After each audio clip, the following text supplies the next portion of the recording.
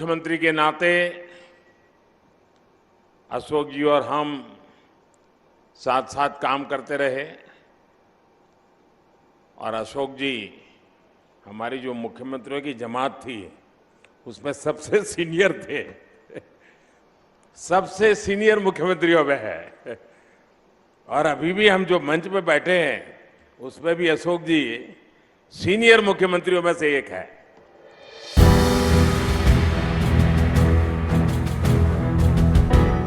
PM Narendra Modi ने राजस्थान के CM Ashok Gehlot की जमकर तारीफ की थी, जिसकी चर्चा अभी मीडिया में चल ही रही थी।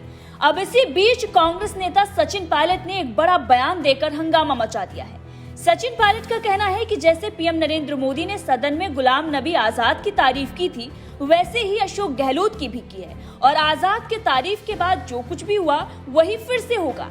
सुनिए कैसे गहलोत के खिलाफ सचिन पायलट ने मोर्चा खोल दिया है। इसी प्रकार प्रधानमंत्री जी ने सदन के अंदर गुलाम नबी आज़ाद साहब की बड़ाइयाँ करी थी और उसके बाद क्या घटनाक्रम पैदा हुआ हम सब ने देखा है। तो बड़ा इंटरेस्टिंग डेवलपमेंट था कल का, जो प्रधानमंत्री जी ने सोते ही बड़ाइयाँ करी हैं। इसको बड़ा मैं इंटरेस्टिंग मानता हूँ और इतना लाइटली नहीं लेना चाहिए। जहाँ तक क्या लगता है सर, गहलोत जी भी उसी राह पे चल रहे हैं? जहाँ तक राजस्थान के संदर्भ की बात है, आप सब जानते हैं कि 25 सितंबर को एक CLP की मीटिंग कॉल की गई थी। वो मीटिंग हो नहीं पाई और उसके लिए खुद मुख्यमंत्री जी ने सॉरी फील किया और माफ़ी मांगी पार्टी से भी और हमारी पूर्व अध्यक्ष सोनिया गांधी जी से भी। उसके बाद जो ऑब्जर्वर्स यहाँ पर आए थे, माखन जी और खड़गे साहब, उन दोनों ने भी उसको बहुत गंभीरता से लिया और उस सब का संज्ञान लेने के बाद AICC ने इसको एक इनडिसिप्लिन का मामला माना और फिर 3 लोगों को नोटिस दिया गया। नोटिस देने के बाद ये जानकारी में आया है कि उसके जवाब दिए गए हैं। लेकिन मैं ऐसा मानता हूँ कि कांग्रेस एक पुरानी पार्टी है, अनुशासित पार्टी है और इस पार्टी में सबके लिए रूल्स, नियम, कायदे कानून बराबर होते हैं।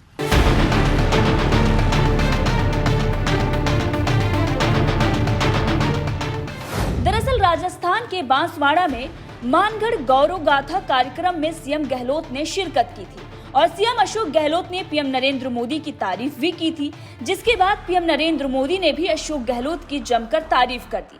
अब इसी पर सचिन पायलट ने इतना बड़ा बयान दे दिया है जिसके बाद हंगामा मच गया है। आज दुनिया की पहचान भी हमारे मुल्क का जो मान सम्मान है वो कहाँ से कहाँ पहुँच गया। कहाँ तो हम गुलामी की जंजीरों में झगड़े हुए थे, जिसकी कहानी हम यहाँ बैठ के कर रहे हैं, और कहाँ पर आज देश कहाँ पहुँचा है।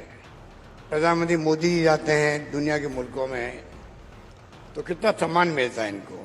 क्यों मिलता है? क्योंकि नरेंद्र मोदी जी उस देश के प्रधानमंत्री हैं। नरेंद्र मोदी जी उस देश के प्रधानमंत्री हैं जो हमारे मुल्क में आए हैं, जो गांधी का देश है, जहाँ लोकतंत्र की जड़ें मजबूत है, गहरी है। सचिन पायलट का कहना है कि अशोक गहलोत अब कांग्रेस छोड़ सकते हैं। जिस तरीके से उनका बयान आया है उसके बाद तो कयास यही लगाए जा रहे हैं, क्योंकि गुलाम नबी आजाद ने पीएम नरेंद्र मोदी के तारीफ के बाद से ही कांग्रेस से अपना मुंह मोड़ लिया था।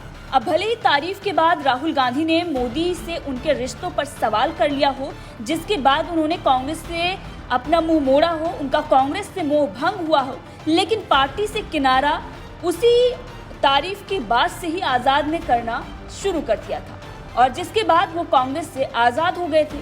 अब सचिन पायलट ने भी वही बात फिर से कही है और यहाँ पर कई कड़ियां आपको समझने की जरूरत है। सबसे पहले हम बात करते हैं सचिन पायलट के बयान की कि आखिर उन्होंने अपने ही सीएम के खिलाफ ऐसा बयान क्यों दिया।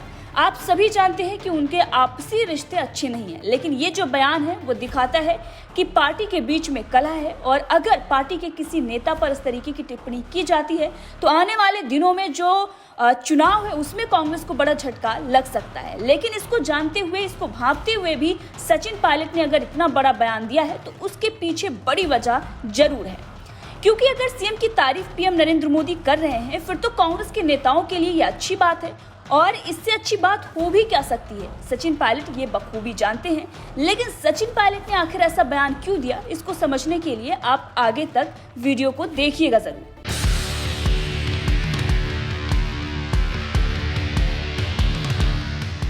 दरअसल राज्य भाजपा को जवाब के रूप में यहाँ पर कांग्रेस के नेता पीएम मोदी के इस बयान का इस्तेमाल कर सकते थे और ये भी कह सकते थे कि जिस राज्य व्यवस्था और सीएम पर भाजपा सवाल उठाती आई है उसकी तारीफ खुद पीएम नरेंद्र मोदी ने भी की है और चुनाव को देखते हुए इसका फायदा कांग्रेस उठा सकती थी कि सीएम ऐसा जिसकी तारीफ खुद पीएम नरेंद्र मोदी भी कर रहे हैं। लेकिन नहीं, यहाँ पायलट ने मोदी की तारीफ को पार्टी के नजरिए से ना देखते हुए अपने निजी स्वार्थ के लिए इसका इस्तेमाल किया है।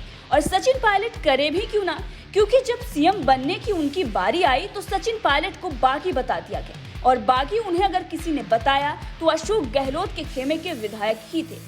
अशोक गहलोत के ही इशारे पर ये सारा खेल चल रहा था। अब इसीलिए सचिन पायलट को जैसे ही मौका मिला, मौका मिलते ही उन्होंने भी पलटवार कर दिया, क्योंकि सचिन पायलट को बागी बताकर ये कहा गया था कि वो गुरुग्राम के होटल में विधायकों का सौदा कर रहे थे, इसीलिए हम उन्हें सीएम के रूप में स्वीकार नहीं करेंगे। अब इसीलिए जब सचिन पायलट को मौका मिला तो उन्होंने भी गहलोत के ही अंदाज में उन्हें पटकनी दे दी है, क्योंकि पिछले विधानसभा चुनाव में सचिन पायलट ने आपसी कलह और व्यक्तिगत महत्वाकांक्षाओं को साइड में रखकर पार्टी के लिए काम किया था। जमीन पर उन्होंने बीजेपी से लड़ाई लड़ी थी, जनता के लिए उन्होंने बड़ी लड़ाई लड़ी थी, जिसके बाद उन्हें मिला था उप मुख्यमंत्री का पद और नाम मात्र के लिए राज्य कांग्रेस कमेटी का उन्हें अध्यक्ष बनाया गया था।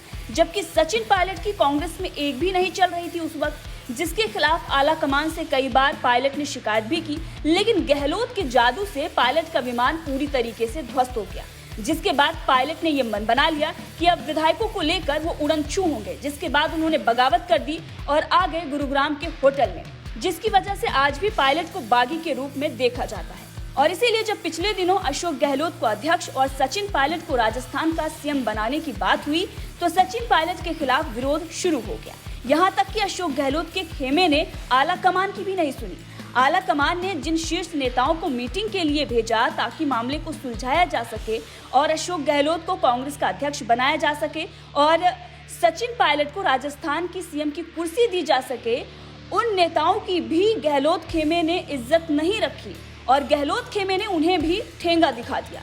अब इसीलिए सचिन पायलट ने उन विधायकों पर कार्रवाई करने की मांग भी की है, क्योंकि जब सचिन पायलट ने बगावत की थी तब उसके बाद उनसे उप मुख्यमंत्री का पद तो छीना ही गया था, साथ में राजस्थान की कांग्रेस कमेटी के अध्यक्ष पद से भी उन्हें हटा दिया गया था। तो अब सचिन पायलट का मौका था, इसीलिए उन्होंने ये बड़ा बयान देकर हंगामा मचा दिया है। वैसे अशोक गहलोत भी आला कमान से खुश नजर नहीं आ रहे हैं, तो क्या आपको भी ऐसा लगता है कि गहलोत आजाद की तरह ही कहीं आजाद तो नहीं होने वाले हैं कांग्रेस से? और अगर ऐसा होता है तो सचिन पायलट को सीएम बनाया जाएगा और जादूगर गहलोत अपने साथ कांग्रेस का वोट बैंक लेकर भी चले जाएंगे। फिर राजस्थान का भी हाल वही होगा जो पंजाब का हुआ है। कैप्टन अमरिंदर सिंह ने जैसे पंजाब में पार्टी से मुंह मोड़ा और फिर चन्नी सीएम बने, वोट बैंक बटा और कांग्रेस खत्म हो गई। लेकिन राजस्थान में मामला पंजाब से थोड़ा अलग जरूर दिखाई देता है, क्योंकि चरणजीत सिंह चन्नी और सचिन पायलट के राजनीति में जमीन आसमान का फर्क है। बहरहाल अब देखना ये होगा कि आखिर आगे होता क्या है। वहीं सचिन पायलट के बयान ने सियासी पारे को राजस्थान में और गर्म कर दिया है और आला कमान को भी मुश्किल में डाल दिया है। आला कमान ये सोचने पर मजबूर हो गया है कि आजाद कैप्टन के बाद कहीं गहलोत भी तो नहीं।